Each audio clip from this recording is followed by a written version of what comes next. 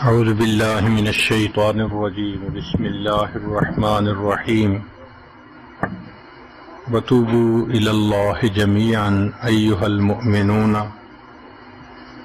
لعلکم تفلحون سبحان ربک رب العزۃ عما یصفون وسلام علی المرسلین والحمد للہ رب العالمین اللہم صلی علی سیدنا محمد وعلی آل سیدنا محمد وبارک وسلم۔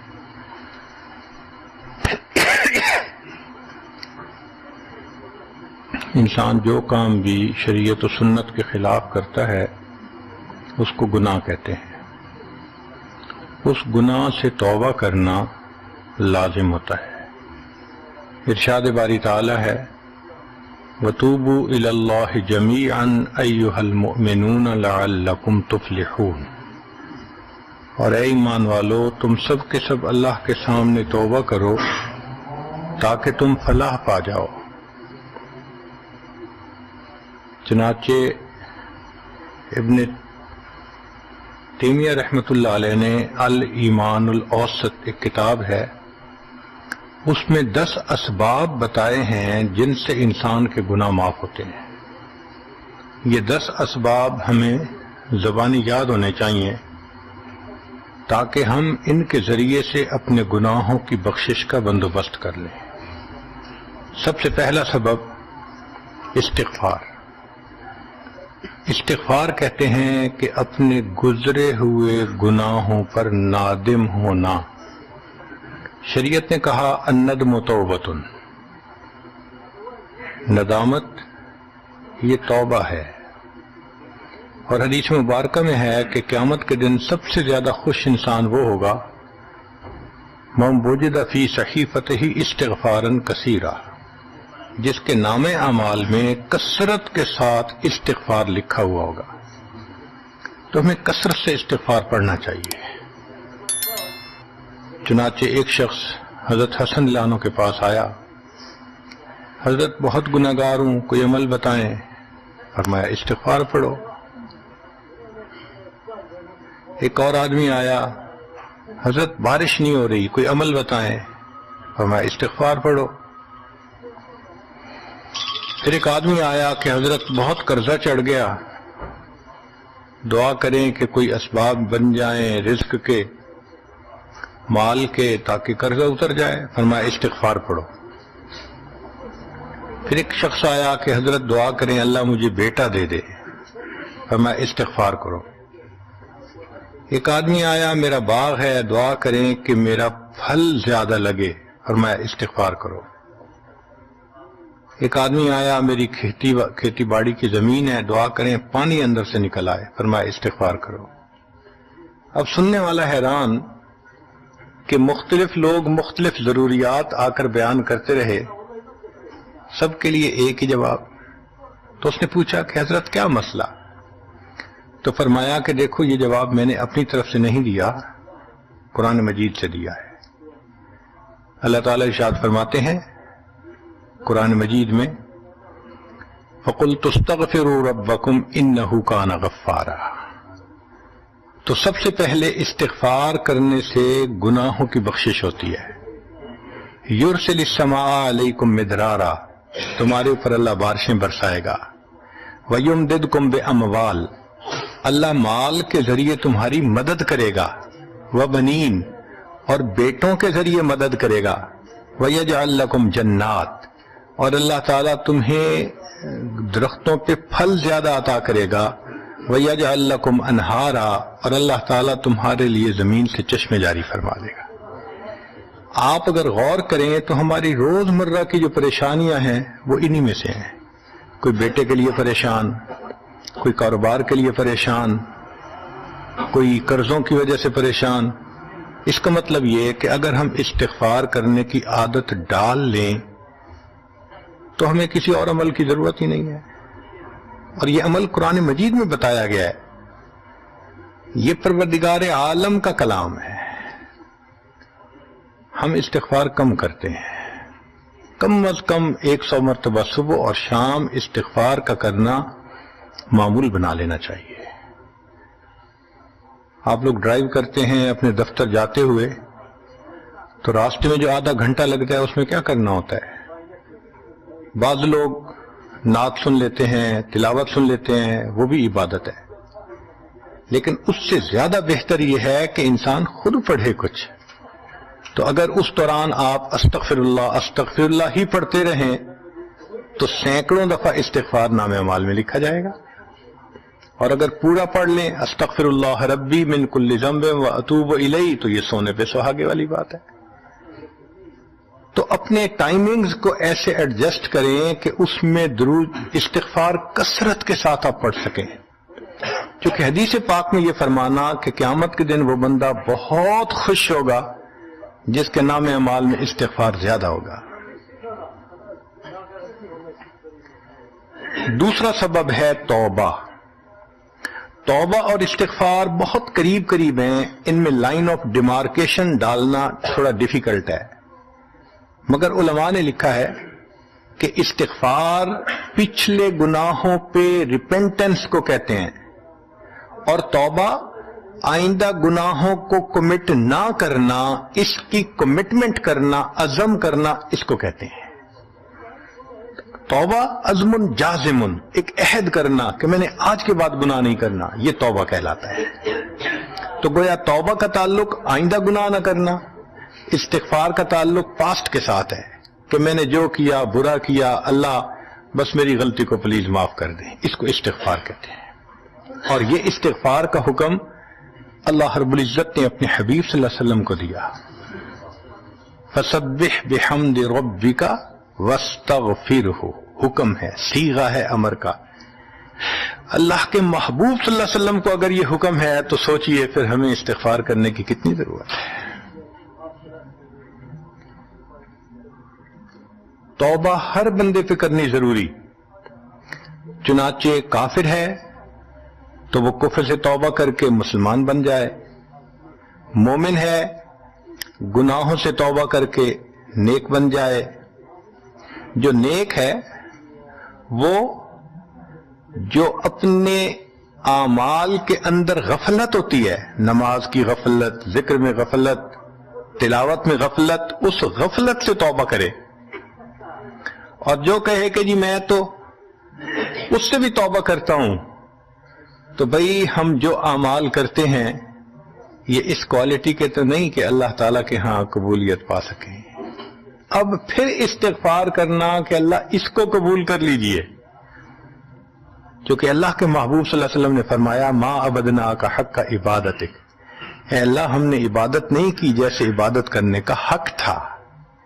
اگر سید الاولین والآخرین صلی اللہ علیہ وسلم یہ فرماتے ہیں، ہم کس کھیت کی گاجر مولی ہیں، ہماری عبادتیں کیا عبادتیں ہیں. تو استغفار کرنا، توبہ کرنا ہم میں سے ہر بندے پر لازم ہے.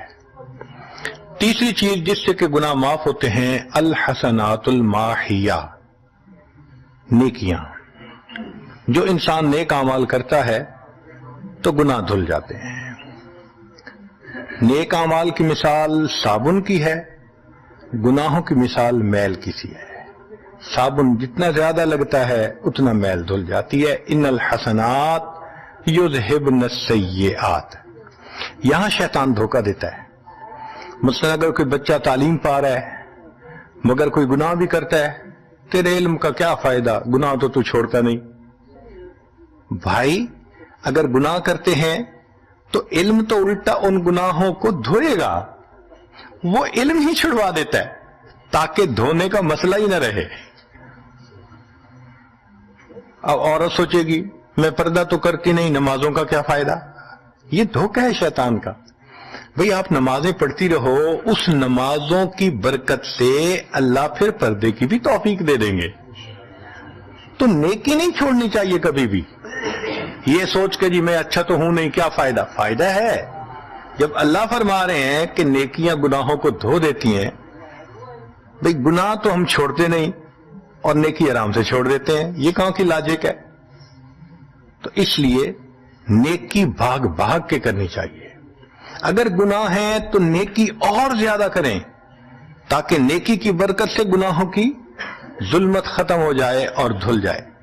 حدیث پاک میں ہے بندہ گناہ کرتا ہے لکھ دیا جاتا ہے، دوسرا گناہ، تیسرا، 5 گناہ کرتا ہے، پھر اس کے بعد وہ ایک نیکی کرتا ہے تو نیکی والا فرشتہ کہتا ہے کہ دیکھو اللہ کے ہاں دستور ہے من جاء بالحسنۃ فلہ عشر امثالھا، اس کو 10 نیکیاں ملنی تھیں، تم نے 5 گناہ لکھے ہیں نا، اچھا تم 5 گناہ مٹا دو، میں نامہ اعمال میں 10 نیکیوں کی بجائے صرف 5 نیکیاں بیلنس وہ ڈال دیتا ہوں، چنانچہ 5 گناہ مٹا دیے جاتے ہیں، 5 نیکیاں نامہ اعمال میں لکھ دی جاتی ہے۔ اس لیے خوب نیکی کرنی چاہیے تاکہ اللہ تعالیٰ گناہوں کی ظلمت سے ہمیں محفوظ فرما دے۔ چوتھی چیز جس سے کہ گناہ معاف ہوتے ہیں، دعاء المؤمنین للمؤمن، جو ایمان والے ایک دوسرے کے لیے دعائیں کرتے ہیں اس سے بھی گناہ معاف ہوتے ہیں۔ چنانچہ عمر لانو جا رہے تھے عمرے کے لیے، نبی علیہ السلام نے فرمایا اے بھائی ہمیں اپنی دعاؤں میں نہ بھولنا، تو نبی علیہ السلام نے امت کو تعلیم دی کہ ایک دوسرے کو دعاؤں کے لیے کہنا چاہیے۔ یہ بہت اچھی عادت ہے کہ جب کسی سے ملیں جی ہمیں اپنی دعاؤں میں یاد رکھیں، والدین کو کہنا، بڑوں کو کہنا، دوستوں کو کہنا، کیا معلوم کس کی مانگی ہوئی دعا کام آ جائے۔ اس دعا کا فائدہ ہوتا ہے نا، تبھی تو قرآن مجید میں دعا سکھائی گئی، ربنا اغفر لنا ولاخواننا الذین سبقونا بالایمان، اے اللہ جو ہم سے پہلے ایمان والے چلے گئے ان کی بھی مغفرت فرما دے۔ تو فائدہ ہوتا ہے تو قرآن نے دعا سکھائی ہے نا، تو ایمان والوں کی دعاؤں سے دوسرے ایمان والوں کو فائدہ ہوتا ہے۔ حدیث پاک میں ہے دوست کی دعا دوست کے پیٹھ پیچھے رد نہیں کی جاتی، کیوں؟ اس میں خلوص ہوتا ہے۔ تو اس لیے حدیث پاک میں ہے، مسلم شریف کی روایت ہے کہ اگر کوئی آدمی فوت ہو جائے اور 40 آدمی جنازہ پڑھ لیں جو ایمان والے ہوں، توحید والے ہوں، فرمایا ما من رجل مسلم یموت فیقوم علی جنازتہ 40 رجلا لا یشرکون باللہ شیئا الا شفعهم اللہ فی، اللہ 40 بندوں کی نماز جنازہ کو قبول کر کے میت کی مغفرت فرما دیتے ہیں۔ 5واں عمل ما یعمل للمیت من اعمال البر، ہم اپنے فوت شدہ لوگوں کے لیے جو نفل کے کوئی نیک کام کرتے ہیں اس سے بھی ان کے گناہ معاف ہوتے ہیں۔ مثلا صدقہ کر دیا، قرآن پاک پڑھا، ان کو بخش دیا، ان کی طرف سے عمرہ کیا، حج کیا، ان نفلی اعمال کا ثواب ان کو ملتا ہے، اس کی وجہ سے ان کے گناہوں کو معاف کر دیا جاتا ہے۔ چنانچہ حضرت شیخ الحدیث رحمۃ اللہ علیہ نے فضائل ذکر میں یا کسی اور کتاب میں واقعہ لکھا ہے کہ ایک اللہ والے تھے، قبرستان کے قریب سے جاتے ہوئے انہوں نے کچھ پڑھ کے قبرستان والوں کو بخش دیا۔ رات خواب دیکھا کہ وہی قبرستان والے ہیں اور ایک آدمی آتا ہے جیسے کوئی ڈاک تقسیم کرنے والا ڈاکیا ہوتا ہے، اور سب اس کی طرف بھاگ پڑتے ہیں جیسے ڈاک لینے کے لیے ہو۔ ایک بندہ پیچھے آرام سے بیٹھا ہوتا ہے، وہ پوچھتا ہے کیا معاملہ؟ وہ کہتے ہیں کہ یہ فرشتہ آیا ہے، روزانہ کی جو ڈاک آئی ہے نا نیکیوں کی، جو اولاد نے، رشتہ داروں نے، دوستوں نے کیے، لہذا وہ اعمال نیکیاں ملتی ہیں تو یہ سب لوگ جاتے ہیں کہ نیکیاں ملیں گی، ہمارا درجہ بڑھے گا۔ اس نے کہا کہ آپ کو ضرورت نہیں ہے؟ کہنے لگا ہاں میں لے لوں گا، مگر میرا ایک بیٹا ہے جسے میں نے قرآن پاک کا حافظ بنایا، اس کی دکان ہے، وہ سارا دن دکان پہ بیٹھا رہتا ہے اور ساتھ ساتھ قرآن پڑھتا رہتا ہے، تو مجھے اتنی نیکیاں مل جاتی ہیں کہ میں بعد میں لے لوں گا۔ اس نے کہا بیٹا کہاں؟ اس نے کہا فلاں جگہ دکان ہے۔ وہ اللہ والے جب وہاں گئے اگلے دن تو دیکھا کہ ایک نوجوان ہے اور وہ بیٹھا ہوا ہے، گاہک آتا ہے تو اس کو سودا بیچ دیتا ہے، جب گاہک کوئی نہیں ہوتا تو وہ قرآن پڑھنا شروع کر دیتا ہے۔ تو وہ سمجھ گیا کہ میرا خواب سچا تھا، اس بچے کے قرآن پڑھنے سے اس کے والد کو خوب بینیفٹ مل رہا ہے۔ کچھ عرصے کے بعد دوبارہ پھر اسی قبرستان کے قریب سے گزرے، پھر انہوں نے کچھ پڑھ کے بخش دیا۔ رات خواب میں دیکھا کہ اب جب تقسیم ہوا تو سب بھاگے تو وہ بندہ بھی بھاگا۔ انہوں نے کہا آپ بھی بھاگ رہے ہو؟ کہنے لگا ہاں میں اس لیے بھاگ رہا ہوں کہ میرا وہ بیٹا فوت ہو گیا۔ اب مجھے قرآن پڑھ کے بخشنے والا کوئی ایسا ہے نہیں، تو جو عام ایمان والوں کا ثواب آتا ہے میں بھی اسی میں سے اپنا حصہ لینے کے لیے جا رہا ہوں۔ تو ایمان والوں کے ان اعمال کا ثواب بھی ملتا ہے، اور اصل میں یہ اسی بندے کا اپنا عمل ہوتا ہے۔ یہ ذہن میں رکھنا کہ جو ایمان والے پڑھ کے بخشتے ہیں نا، اس کا ثواب کیوں ملتا ہے؟ اس کا اپنا عمل دیکھو، اس نے نیکوں سے تعلق جوڑا۔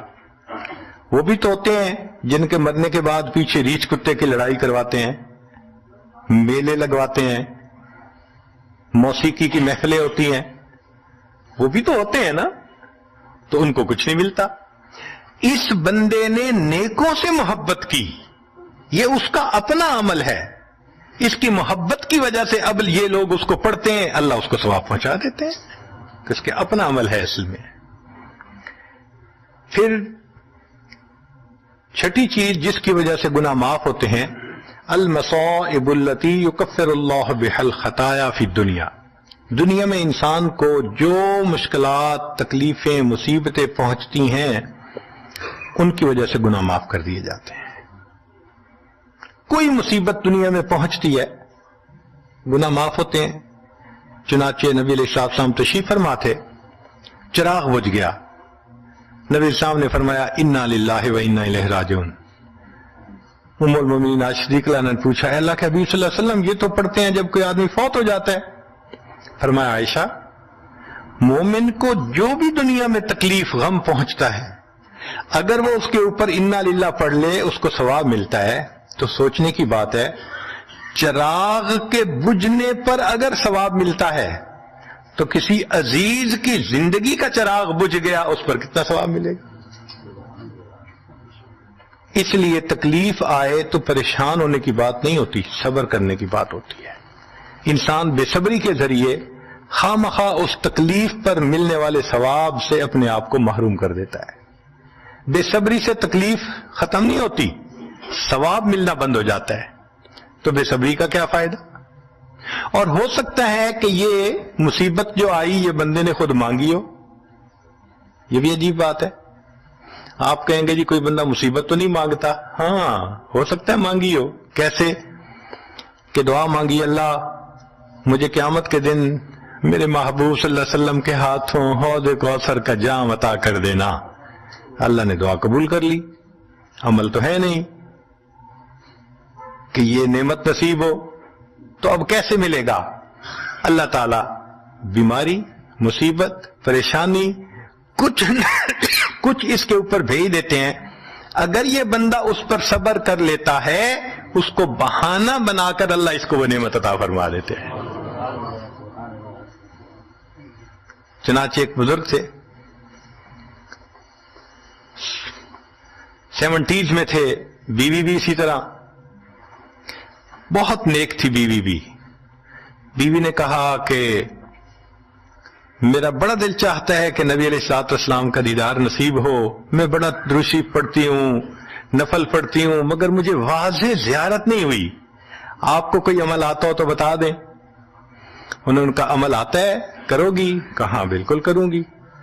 کہنے لگے اچھا جمعہ کا دن آ رہا ہے، خوب نہا دھو کے وہ جو دلہن والے کپڑے تھے نا تمہارے، کناری والے گوٹے، وہ پہننا اور میک اپ کرنا، خوشبو لگانا، اور میں بس جمعہ پڑھ کے آؤں گا تو پھر ٹھیک ہے۔ اس نے کہا بہت اچھا۔ وہ اللہ کی بندی نہائی دھوئی، دلہن کی طرح خوب تیار ہوئی، کپڑے دلہن والے پہنے۔ ان بزرگوں نے جمعہ کی نماز پڑھی تو ساتھ بھائی کا گھر تھا اس کی، یعنی ان کی بیوی کا، تو بیوی کے بھائی کے گھر چلے گئے، اس کو جا کے کہا میری عمر دیکھو اور آ کے اپنی بیوی بہن کی حالت دیکھو۔ اس نے کہا کیا مسئلہ؟ وہ ساتھ آ گیا، اور جب گھر آ کے اس نے دیکھا تو بیوی تو دلہن بنی بیٹھی ہے۔ بھائی کو غصہ آیا، تمہیں اپنی، یہ تمہاری عمر اور یہ تمہارے لچھن۔ اس نے تو ڈانٹا اور وہ بیچاری روئی، اس کا دل ٹوٹا، رو رو کے حال برا، سو گئی۔ اللہ کی شان کہ اس نیند میں اس کو نبی علیہ السلام کی زیارت نصیب ہو گئی۔ اب وہ اٹھی تو وہ خوش بھی ہے اور پریشان بھی ہے، خوش اس بات پہ کہ زیارت ہو گئی، اور پریشان اس بات پہ کہ میاں نے کیا کیا، خود کہا دلہن بنو اور خود بھائی سے مجھے ڈانٹ پڑوا دی۔ تو پھر اس نے پوچھا کہ آپ نے ایسا کیوں کیا؟ انہوں نے کہا دیکھو میں تمہاری زندگی کو قریب سے جانتا ہوں، میں نے تمہیں اتنا پیار محبت سے رکھا ہے کہ تمہیں زندگی کے کوئی تکلیف نہیں پہنچنے دی میں نے، تم نے عبادت کی انتہا کی ہے، مگر کچھ نعمتیں ہوتی ہیں جو دل ٹوٹنے پہ ملتی ہیں، تو تمہارا تو کبھی دل ٹوٹا نہیں، تو میں نے ایک بہانہ بنایا کہ تمہیں کہا دلہن بنو، بھائی کو شکایت لگا دی، اس نے ڈانٹ پلا دی، تمہارا دل ٹوٹا، اللہ کو رحم آ گیا، اللہ تعالیٰ ٹوٹے دلوں پر رحم فرما دیتے ہیں۔ تو ممکن ہے کہ یہ مصیبت، یہ پریشانی اللہ کی طرف سے ہمارے لیے انعام کا سبب بن کے آئی ہو۔ اس لیے ہمارے بزرگوں نے کہا سکھ دکھاں تو دیواں وار، کہ میں سکھوں کو دکھوں پہ قربان کر دوں، سکھ دکھاں تو دیواں وار، دکھا آن ملائم یار، کہ دکھوں نے مجھے میرے یار سے ملا دیا۔ اللہ کو بڑا ترس آتا ہے اس بندے پر جس پر کوئی مصیبت آتی ہے، پریشانی آتی ہے۔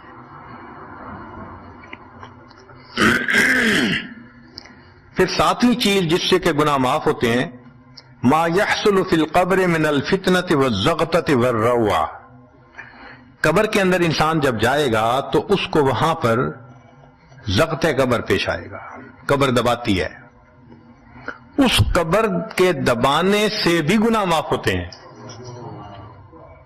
اور یہ زغط قبر ہر کسی کو پیش آئے گا۔ سعد لانو ایک صحابی ہیں، نبی علیہ السلام نے ان کا جنازہ پڑھایا اور اللہ کے محبوب صلی اللہ علیہ وسلم پنجوں کے بل چلنے لگے، تو صحابی نے پوچھا اے اللہ کے حبیب صلی اللہ علیہ وسلم آپ ایسے چل رہے ہیں؟ فرمایا سعد کی نماز جنازہ میں شرکت کے لیے اتنے فرشتے آسمان سے اتر آئے، مجھے پاؤں رکھنے کی جگہ نہیں مل رہی۔ یہ پھر حدیث پاک میں آتا ہے کہ نبی علیہ السلام نے فرمایا سعد کی وفات پر اللہ کا عرش بھی 3 دن تک روتا رہا۔ جن کی وفات پہ اللہ کا عرش روئے، اللہ کے فرشتے جنازے میں اتریں، کیسے اللہ کے مقبول بندے ہوں گے؟ پھر نبی علیہ السلام نے فرمایا سعد کو بھی زغط قبر پیش آیا۔ تو اس کا مطلب یہ ہے کہ یہ زغط قبر تو پیش آنا ہی ہے، ہر کسی کو آنا ہے، کوئی بھی ہو۔ اب یہ عجیب سی بات ہے، مگر اس کو سمجھیں کہ کیوں پیش آنا ہے۔ آپ اگر کسی ریسٹورنٹ پہ جائیں اور جا کے سویٹ ڈش کھائیں یا کباب کھائیں تو بل پے کرنا پڑتا ہے نا، گروسری سٹور سے جا کے کوئی چیز لائیں بل پے کرنا پڑتا ہے نا، ہر چیز کا بل ہوتا ہے نا۔ اس دنیا میں انسان جو مزے لیتا ہے بھلے جائز صحیح، ان کی بھی ایک کاسٹ ہے اور وہ اسے پے کرنی پڑے گی، اور وہ کاسٹ زغط قبر سے پے ہوگی۔ اس لیے جس کی زندگی غربت میں گزری ہوگی اس کا زغط قبر بہت کم ہوگا، اور جس نے عیش آرام مزے سہولت انجوائے کیا کاسٹ تو دینی پڑے گی نا وہاں جا کے، تو زغط قبر تو پیش آنا ہے۔ ہمارے والد صاحب بچپن میں دیکھتا تھا میں کہ بہت اچھا سالن بنا ہوتا تھا نا، تو اکثر وہ گلاس پانی کا اٹھاتے تھے اور ایک گھونٹ پانی ڈال دیتے تھے۔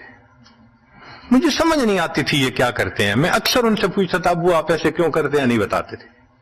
جب ان کی وفات ہوئی تو بعد میں والدہ صاحبہ نے کہا کہ اصل میں وہ یہ کہا کرتے تھے کہ نفس میرا دشمن ہے، میں اس نفس کو لذتیں کیوں دوں۔ وہ لذیذ کھانے کے اوپر بھی ایک گھونٹ پانی ڈال کے اس کو کم مزے والا بنا لیا کرتے تھے، جائز لذتوں کو بھی کم کر لیتے تھے۔ ہمارا کیا حال ہوگا جو ناجائز لذتوں کے پیچھے بھاگتے پھرتے ہیں۔ تو یہ زغط قبر مومن کو بھی پیش آتا ہے اور کافر کو بھی، مگر فرق ہے، کافر کو پیش آئے گا کہ حدیث پاک میں آتا ہے دائیں طرف کی پسلیاں بائیں طرف اور بائیں کی پسلیاں دائیں طرف، یوں پسلیاں توڑ کے رکھ دیں گے۔ اور مومن کو بھی زغط قبر پیش آئے گا مگر مومن کو ضغط قبر تکلیف نہیں دے گا اتنی اگر نیک ہوا. کیوں؟ اچھا آپ بتائیں سر میں درد ہو تو آپ کہتے ہیں نا ذرا سر دبا دو، تو تکلیف ہوتی ہے یا راحت ملتی ہے؟ سر دبانے سے راحت ملتی ہے. جس طرح سر درد میں کوئی دبائے سر کو راحت ملتی ہے، ایسے ہی مومن کو ضغط قبر تو پیش آئے گا مگر مومن کے لیے راحت کا سبب ہوگا. 8ویں چیز جس سے کہ گناہ معاف ہوں گے، احوال یوم القیامت وکربھا وشدائدھا. قیامت کے دن جو انسان کو ایک وحشت کی کیفیت ہوگی، ہول کی کیفیت ہوگی، خوف ڈر کی کیفیت ہوگی. اللہ اکبر. امام غزالی رحمت اللہ علیہ نے تفصیل لکھی ہے کہ سارے لوگ کھڑے ہوں گے اور سورج بہت قریب ہوگا، پسینے میں شرابور ہوں گے. اللہ اکبر. اس وقت جہنم کے اندر ابال آئے گا اور جہنم کے اندر سے انگارے اٹھ کر اوپر جائیں گے اور واپس گریں گے. فرماتے ہیں اس وقت انبیاء میں سے کوئی نبی بھی ایسا نہیں ہوگا جس کو یہ ڈر نہ ہو کہ کہیں انگارے میرے اوپر نہ آ جائیں. اگر انبیاء بھی تھرا رہے ہوں گے ہمارا اس دن کیا حال ہوگا. تو قیامت کے دن کی دہشت اور وحشت کوئی چھوٹی چیز نہیں ہے، مگر اس سے بھی اللہ تعالیٰ ایمان والوں کے گناہوں کو معاف فرما دیں گے. پھر 9ویں چیز جس سے کہ گناہ معاف ہوں گے، شفاعت النبی صلی اللہ علیہ وسلم فی اہل الذنوب یوم القیامہ. قیامت کے دن اللہ کے پیارے حبیب صلی اللہ علیہ وسلم جو اپنی امت کے لیے شفاعت فرمائیں گے، اللہ اس پر بھی امتیوں کے گناہوں کو معاف فرما دیں گے. نبی اسلام نے ارشاد فرمایا کہ اللہ رب العزت نے ہر نبی علیہ السلام کو ایک ایسی دعا مانگنے کا اختیار دیا کہ جیسی دعا مانگی جائے گی منوان قبول ہو جائے گی. تو انبیاء نے دعائیں مانگی. تو صحابی نے پوچھا اے اللہ کے حبیب صلی اللہ علیہ وسلم آپ کو بھی اختیار دیا گیا؟ فرمایا مجھے بھی اختیار دیا گیا. اے اللہ کے حبیب صلی اللہ علیہ وسلم آپ نے کیا دعا مانگی؟ فرمایا میں نے کوئی دعا نہیں مانگی، میں نے اس کو ذخیرہ رکھ لیا. قیامت کے دن جب میری گنہگار امت کا حساب ہوگا اس وقت میں وہ دعا مانگوں گا، امت کو لے کے جنت میں جاؤں گا. اللہ کے محبوب صلی اللہ علیہ وسلم کو امت سے کتنا پیار تھا. کوئی ماں اولاد کے لیے 23 سال نہیں روتی. جوان بیٹا فوت ہو 2-4 مہینے رو کے پھر نارمل لائف ہو جاتی ہے. کوئی باپ اولاد کے لیے 23 سال نہیں روتا. اللہ کے پیارے حبیب صلی اللہ علیہ وسلم امت کے لیے 23 سال آنسو بہاتے. رب امتی رب امتی رب امتی دعا مانگتے تھے. لمبے سجدے. ام المومنین عائشہ صدیقہ عنہا فرماتی ہیں کہ محبوب صلی اللہ علیہ وسلم کے آنسو جو مصلی پہ گرتے تھے مجھے لگتا تھا کہ بارش کے قطرے زمین کے اوپر گر رہے ہیں، ایسے آواز محسوس ہوتی تھی. اور اتنا لمبا سجدہ ہوتا تھا کہ کبھی کبھی میں اٹھ کے محبوب صلی اللہ علیہ وسلم کے پاؤں کے انگوٹھے کو ٹچ کرتی تھی کہ ابھی جان تو سلامت ہے نا. تب مجھے احساس ہوتا تھا نہیں ابھی تک نہیں، سجدہ لمبا ہو گیا.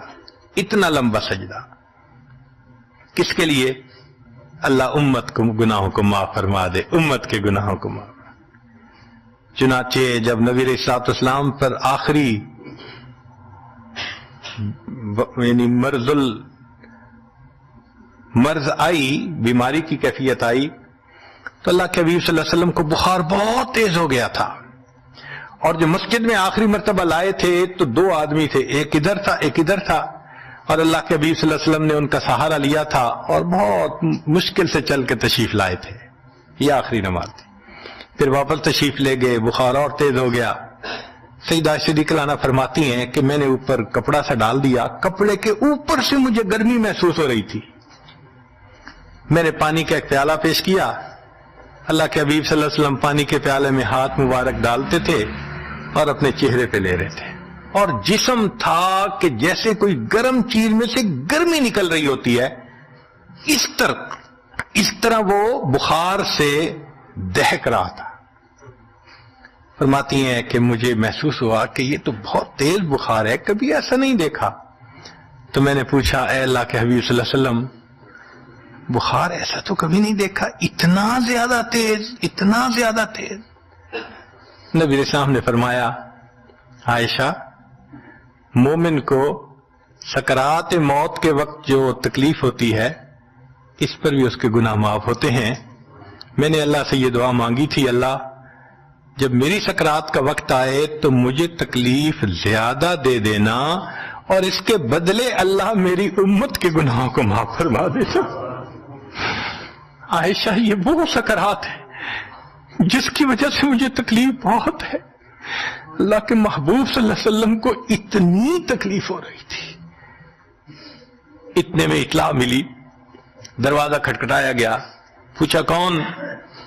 جواب ملا جبریل علیہ السلام اور اسرائیل علیہ السلام اجازت مانگتے ہیں آنے کی۔ نبی علیہ السلام نے فرمایا جبریل اندر آ جائیں، تو جبریل آئے۔ اے اللہ کے حبیب صلی اللہ علیہ وسلم اللہ نے آپ کو یاد فرمایا ہے۔ نبی علیہ السلام نے فرمایا جبریل اللہ تعالیٰ سے پوچھ کے یہ پہلے بتاؤ میرے بعد میری امت کا کیا حال ہوگا، پہلے پوچھ کے بتاؤ۔ جبریل علیہ السلام نے اللہ تعالیٰ سے پوچھا، رب کریم نے کہا، فرمایا میرے محبوب سے جا کر کہہ دو اے محبوب آپ کے بعد آپ کی امت کو تنہا نہیں چھوڑیں گے۔ جب نبی علیہ السلام کو تسلی ہو گئی محبوب نے فرمایا اچھا ملک الموت کو بھی اندر آنے لگا۔ اللہ کے محبوب صلی اللہ علیہ وسلم کو امت سے ایسی محبت تھی، اللہ اکبر۔ چنانچہ حدیث پاک میں ہے کہ نبی علیہ الصلوۃ والسلام نے فرمایا خیرت بین ان یدخل نصف امتی الجنہ و بین شفاعہ، اللہ رب العزت نے مجھے چوائس دیا، اختیار دیا کہ اے میرے حبیب صلی اللہ علیہ وسلم آپ چاہیں تو آپ کی آدھی امت کو بلا حساب جنت بھیج دیں گے، اور آپ چاہیں تو جن کی آپ شفاعت کریں ان کو بھیجیں گے۔ نبی علیہ السلام فرماتے ہیں فاخترت الشفاعہ، میں نے شفاعت کو چن لیا، لأنہا اعم و اکثر، اس لیے کہ میری شفاعت پر آدھی سے زیادہ امت کے لوگ جنت میں چلے جائیں گے۔ اللہ اکبر۔ پوچھنے والے نے پوچھا اے اللہ کے حبیب صلی اللہ علیہ وسلم اترونہا للمتقین، کیا آپ کی شفاعت نیکوں کے لیے ہوگی؟ فرمایا لا ولکنہا للمذنبین الخطائین المتلوثین، نہیں میری شفاعت میرے امت کے گناہگاروں کے لیے ہوگی۔ اللہ کے حبیب صلی اللہ علیہ وسلم کی شفاعت کا نصیب ہو جانا یہ بھی گناہوں کی بخشش کا سبب ہے، مگر شفاعت کس کو نصیب ہوگی اس کی بھی تفصیل سن لیجئے۔ کچھ لوگ ہوتے ہیں سنت کو دیکھتے ہیں ان کا دل خوش ہو جاتا ہے، وہ سنت رکھنے والے کو انکریج کرتے ہیں، اس کو مورل سپورٹ دیتے ہیں، نہیں تم نے اچھا کیا۔ اور کچھ وہ ہوتے ہیں کہ جو دیکھتے ہیں چہرے پہ سنت سجی، کیا ملا بن گئے، کیا تم نے چہرے پہ کر لیا۔ علماء نے لکھا جس نے سنت کو دیکھ کر ناگواری کا اظہار کیا اس نے اپنے آپ کو شفاعت سے محروم کر لیا۔ یہ نہیں ہے کہ ہم سنت کا مذاق بناتے پھریں اور ہمیں شفاعت نصیب ہوگی، نہیں، احترام ہو دل میں سنت کا۔ نبی علیہ الصلوۃ والسلام کی ایک ایک سنت پہ قربان ہو انسان، جب یوں محبت ہوگی تو پھر نبی علیہ الصلوۃ والسلام کی شفاعت بھی ان کے لیے ہوگی۔ 10واں سبب جس سے کہ گناہ معاف ہوں گے، رحمت اللہ و عفوہ و مغفرتہ بلا سبب من العباد۔ قیامت کے دن انبیاء کرام شفاعت کریں گے، بخشش ہوگی، پھر علماء کریں گے، شہداء کریں گے، پھر سب جنتی شفاعت کریں گے، حتیٰ کہ کوئی ایسا نہیں رہے گا کہ جو کسی اور کی شفاعت کرے، اور وہ لوگ جہنم میں ہوں گے کہ جن کا کوئی جنتی واقع بھی نہیں ہوگا۔ اللہ اکبر، سالوں وہ جہنم میں جلتے رہیں گے، جلتے رہیں گے۔ پھر ایک وقت آئے گا کہ ان میں سے جن کے دل میں تھوڑا سا بھی ایمان ہوگا نا، اگرچہ اس کی شفاعت کرنے والا کوئی نہیں ہوگا، ان کو بھی اللہ بخشنے کا سبب بنائیں گے۔ وہ کیسا ہوگا؟ حدیث پاک میں آتا ہے کہ یہ جو ایمان والے ہوں گے نا، ان کے اور کافروں اور مشرکین کے درمیان جو دیوار تھی نا آگ کی، اس کو ذرا ٹرانسپیرنٹ اللہ بنائیں گے۔ تو مشرکین دیکھیں گے اور کہیں گے ہم تو جل ہی رہے تھے، اور تم تو کلمہ پڑھتے تھے، تم بھی یہاں جل رہے ہو۔ تو وہ جب ان کو کلمے کا تانا دیں گے کہ تمہارا نام تو مسلمانوں والا تھا نا، تو اس وقت وہ جہنمی اللہ سے فریاد کریں گے، اللہ تیری توحید کا تانا دیتے ہیں، کہاں گیا تمہارا خدا، تم بھی ہمارے ساتھ جل رہے ہو۔ جب وہ فریاد کریں گے، اللہ تعالیٰ جبرائیل علیہ السلام کو فرمائیں گے، جبرائیل جاؤ، جس کے دل میں ذرہ برابر بھی تمہیں ایمان نظر آتا ہے اس کو بھی جہنم سے نکالنا، ان کو بھی جہنم سے نکال دیا جائے۔ پھر اس کے بعد وہ بچیں گے کہ جن کا ذرہ ایمان بھی نہیں فرشتے کو نظر آئے گا، مگر اللہ فرمائیں گے انبیاء نے بھی شفاعت کر لی، شہداء نے بھی، علماء نے بھی، جنتیوں نے بھی، اب میں اپنی رحمت کا اظہار کرتا ہوں، میں بھی تو بندوں سے محبت کرتا ہوں۔ حدیث پاک میں ہے ثلاث حشیات، یوں کر کے اگر گندم ہونا اور انسان دونوں ہاتھوں کو ایسے کرے تو اس کو لپ کہتے ہیں، لپ بھرنا، تو اس میں ہزاروں چاول کے دانے آ سکتے ہیں۔ سوچئے اللہ رب العزت لپ بھریں گے تو وہ کتنی بڑی ہوگی، کھربوں لوگ ہوں گے۔ ایک لپ کو بھر کے نکالا جائے گا، پھر دوسری کو نکالا جائے گا، پھر تیسری لپ بھر کے نکالیں گے۔ پھر ایک حوض ہوگا، کہا جائے گا جہنمی کو اغتسل فی ھذا الغدیر، اس حوض کے اندر تم جاؤ غسل کرو۔ جب وہ غسل کریں گے بالکل ان کے جسم صحیح سلامت ہو جائیں گے۔ پھر اللہ تعالیٰ ان کو جنت عطا فرمائیں گے، مگر ان کے ماتھے پر لکھا ہوا ہوگا اتقاء الرحمن، کہ رحمان نے اپنی رحمت سے ان کو رعایتی پاس کر دیا، وہ جنت میں جائیں گے۔ اب جو جنت میں جائیں گے تو جنتی لوگ ان کے ساتھ ملیں گے، خوش ہوں گے، مگر کہیں کہیں کوئی ان کو کہے گا ہم تو اللہ کے فضل سے سیدھا آ گئے، تم تو آیا فلاں جگہ سے آئے ہو نا، رعایتی پاس ہو۔ اب جب ان کو رعایتی پاس کا تانا ملے گا تو ان کو عجیب لگے گا۔ پھر ایک وقت آئے گا کہ یہ سب اتقاء الرحمن اللہ کے سامنے فریاد کریں گے، اللہ آپ نے اپنی رحمت سے جہنم سے نکال دیا، جنت بھیج دیا، یہ جو مہر ایک لگا دی یہ بھی تو اتار دیجئے نا۔ تو اللہ تعالیٰ ان کی مہر کو ختم فرمائیں گے اور یہ جنت میں رہنے لگ جائیں گے۔ امام غزالی رحمت اللہ علیہ اس واقعے کو نقل کرنے کے بعد لکھتے ہیں، میرا کوئی عمل ایسا تو نہیں کہ میں امید کروں کہ میں جنت چلا جاؤں گا، کاش اللہ مجھے ان اتقاء الرحمن میں شامل فرما لیتے، کاش کہ اللہ تعالیٰ مجھے ان اتقاء الرحمن میں شامل فرما لیتے۔ بے گناہوں میں چلا زاہد جو اس کو دیکھنے، مغفرت بولی ادھر آ میں گنہگاروں میں ہوں، وہ کرشمے شان رحمت نے دکھائے روز حشر، چیخ اٹھا ہر بے گناہ میں بھی گنہگاروں میں ہوں۔ اللہ اکبر۔ حضرت قاری طیب صاحب رحمت اللہ علیہ ایک کتاب میں لکھتے ہیں، اتنا اللہ کی رحمت کا ظہور ہوگا، اتنا ظہور ہوگا اس دن، ایک ایسا وقت آئے گا کہ شیطان بھی سر اٹھا کر دیکھے گا، اسے بھی امید لگے گی شاید میری بھی مغفرت کر دی جائے۔ وَكَانَ بِالْمُؤْمِنِينَ رَحِيمًا۔ اللہ تعالیٰ قیامت کے دن اپنی رحمت کا اظہار فرمائے۔ اللہ کرے قیامت کے دن اللہ کی رحمت سے ہمارا کام بن جائے۔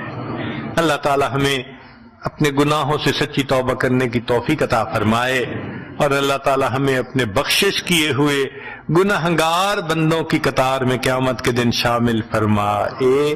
وآخر دعوانا ان الحمد للہ رب العالمین۔